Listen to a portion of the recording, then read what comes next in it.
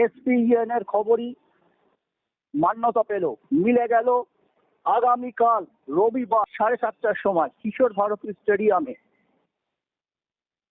Inter কাশি এবং Mumbai city FC ISL এর ম্যাচে মুখোমুখি হচ্ছে। এটা প্রথম হোম ম্যাচ ইন্টার কাশি একটি ম্যাচ হেরেছে, একটি ড্র করেছে, একটি জিতেছে। হাবাস কোচ মোহনবাগান সমর্থকদের অত্যন্ত প্রিয় হাবাস, তিনি কি মুম্বাই সিটি এফসির পয়েন্ট কেড়ে নিতে পারবেন?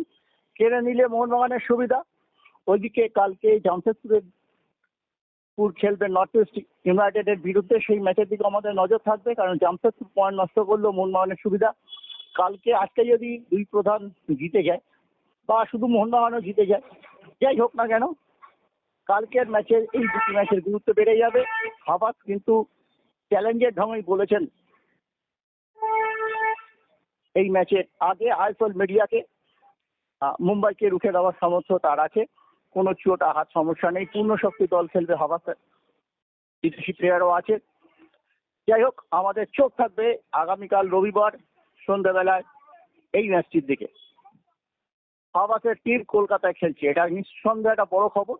যদিও সাধারণ ফুটবল প্রেমীরা সেই ব্যাপারটা জানেই না, হয়তো তারা ইন্টার কাশিকে সেভাবে গুরুত্ব দেয় না, কিন্তু ইন্টার কাশি যেহেতু কলকাতারই, গত বছরও তারা কলকাতা থেকেই খেলেছিল, দলটা হতে পারে নরেন্দ্র মোদী নির্বাচনী কেন্দ্র কাশি বা বেনারসের, উত্তরপ্রদেশের, কিন্তু তার সাথে একটা আর্থিক যোগাযোগ আছে কলকাতার।